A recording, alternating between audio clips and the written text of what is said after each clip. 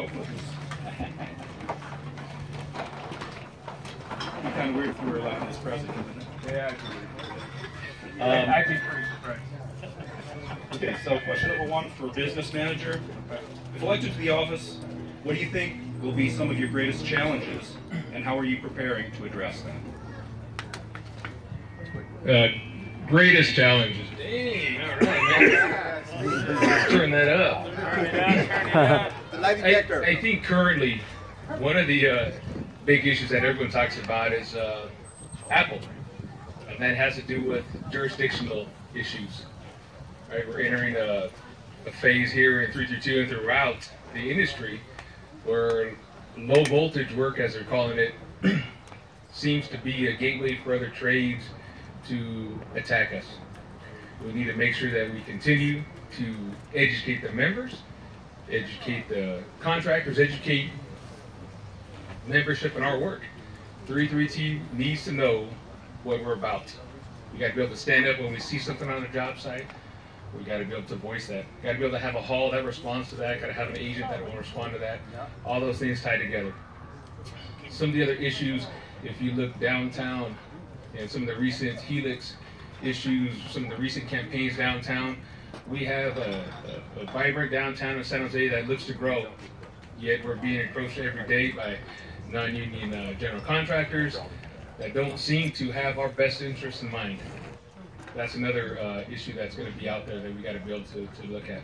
I think how those things get addressed, and I apologize if I missed part of that question, please fill me in, but I think how those things get addressed is kind of continuing the game plan we're starting now, one with the downtown issues, that would be like the MVPS programs.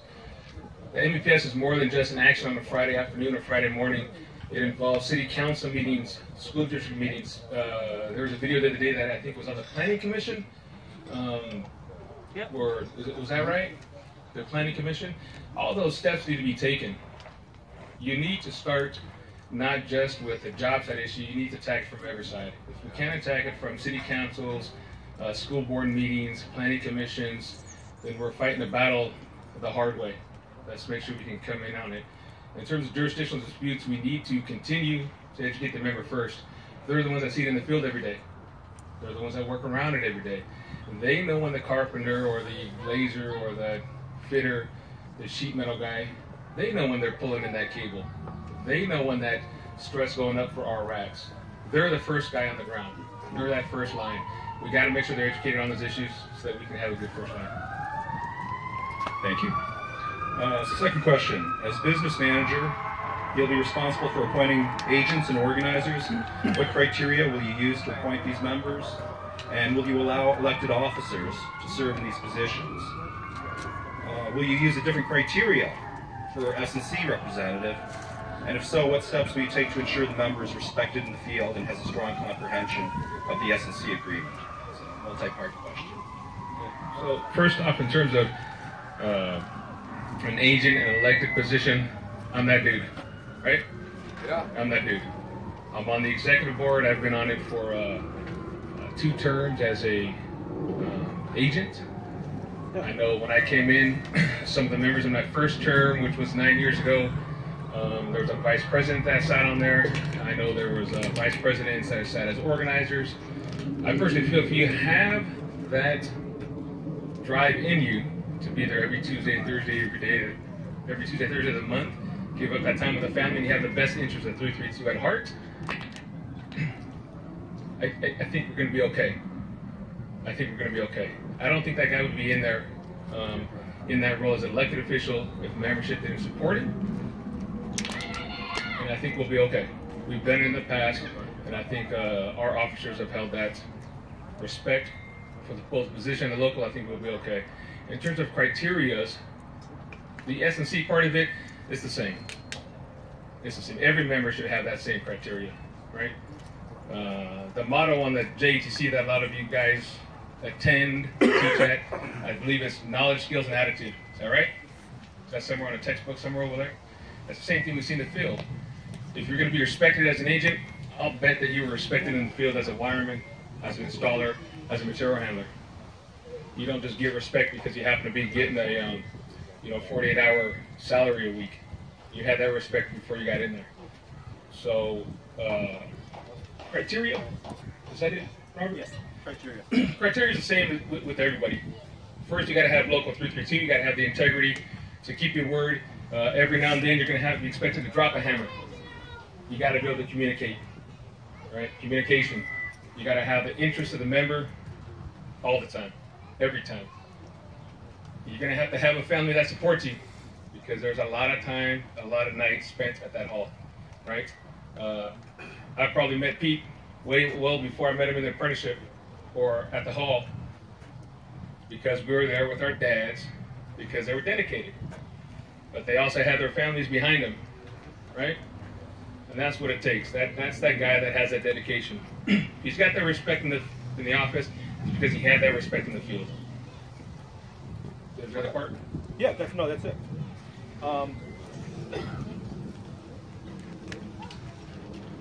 Okay, so kind of a related question. As business manager, you'll be representing members in different classifications. What are the issues off the top of your head for these classifications, and what policies are you prepared to propose to address them? In terms of policy to address issues, I don't know that policies correct an issue. I think education is the best part to correct that issue. If the issue is, right now there's a lot of different classifications here. Sometimes the biggest issues happen from within. We can go on a job site and we can see an S&C brother having a disagreement with an inside wireman, a material handler having an issue with the gentleman over here, right? We're all IBW. The reason that there's those disagreements in the field a lot of times is because we just don't know about it. I don't know what my contract says. I don't know what yours says. Heck, I barely read mine 4 years ago. I didn't keep up on yours, brother, I'm sorry, right? We gotta be able to educate our members first in their own agreements on code of excellence. There's a big push in the IO right now for that. We have to be able to have an educated workforce, not just apprenticeship 3 years, 5 years. We need to know about each other. We got to be able to have those opportunities given to the members. If we can't have that, we're already behind the 8 ball. We got to have an educated guy in the field. Was there a part 2 to that, sir? No, that's it. Okay, question 4. As business manager, you'll be a permanent member of all negotiating committees. How do you intend to prepare for upcoming negotiations, and what are the issues you think need to be addressed in future contracts for different classifications? Issues to be addressed are probably across the board. And a lot of it has to do with scope. There's both S&C and inside. There's the encroachment jurisdictionally on some of the work that we do. So the issues across are going to cover everything from, obviously, wages being in Silicon Valley. The S&C members particularly have an issue negotiating because they're a regional contract, but that doesn't mean that we can't have a say at that table. We control, I heard today the numbers are somewhere around 40% of membership for the S&C members. So if we're looking at a $2 increase, but we need $4 to survive in this valley, then we got to figure out how to get the other $2. If $2 come in a check, a lot of you guys know that your brothers out there in the S&C world, they have to work 12 hours in a day before you get double time. That's standard state language. Standard state employee language, right? They got to work 12 hours to get some double time. I think we're better than that. Those are issues that are going to make up that dollar and cents outside of the $2. It's conditions. It's conditions, right? Keeping the local member working. There's going to be a condition that we're going to have to look strongly at over the next 2 to 3 years. There's a lot of numbers out there. We worked 6 million plus hours in this local, right? Over 6 million man hours for the inside wireman. Inside, 8 million total. But for the inside wireman, 6 million man hours. How many of those hours went into our local pension? About 3.4. That was also in Gerald's report. That's the monthly meeting, right? 3.4 million. So, 2 very different numbers. 2 very different numbers. The biggest boom that we've had in years, we still only work 3.4 to our local pension hours, right? Those are issues that need to be addressed during negotiations. How do you keep the local member working? Right? Some of those things have been in place, but that will be the goal, not of just wages and get another $2 on the table is how do you keep that guy working? $3 an hour, 300 more hours a year working. Those are the decisions that need to be made. Those are the issues that we need to cover. Very good. Number 5, the current business manager ran on a campaign to move dispatch time to 7 a.m., post the job site location, and provide the foreman's name on each call. Some of these policies were adopted while others were not. If elected to the office of business manager, are there any dispatch procedures you wish to change? Yeah, so the double booking, member, non-member designation, 3 strikes rule, foreman name, some of the issues. Foreman name call, that's the last one, or double booking, that's, I really don't think dispatch can really address that. I think membership knows what double booking's about. I think there's calls placed every day at that hall when that situation comes up. The new language states, you know, you can only be booked one on one local, those type of issues. The ding system, I've been that dude that I've passed on many calls in the past. If you can afford to be number 3 on book 1, good for you, man. Who am I to tell you to get your off and go to work? If you can afford it, take it. If we start to come into a situation where the local cannot man a call, if we got 300 guys on book 1 and we still have 12 unfilled calls, then yeah, we probably need to start looking at some options. And if one of those options is a ding system or a 3 strikes, yeah, let's look at it. So we work for the local, that's fine. If we're running 100 guys on book 1, 150 on book 1, and the top 40 don't want to go in, man, good for you. I wish I could be in that spot. Who am I to tell you you can't? I think we're floating along good. 7 a.m. start. I think we're doing pretty good. Dispatch. Outside of those, I don't see too many policy situations to change off the bat. As business manager, one of your primary responsibilities is facilitating the organization of our jurisdiction, establishing friendly relations with employers, and protecting the IBW. What tools and strategies will you use to expand total market share? What are the threats you think our industry is facing that have the potential to impact our market share? And how do you intend to take, what steps do you intend to take to prevent loss of market share? All right, you asked me after the first 3, but let's see. Oh, it's market share. It's Market share seems to be the general push. Market share. So, yeah, market share. What are we doing now? I think right now that we can tie on to some of the current push that I mentioned earlier. That's the city council meetings. We have an energy right now within the local that is kind of just unheard of right now, right?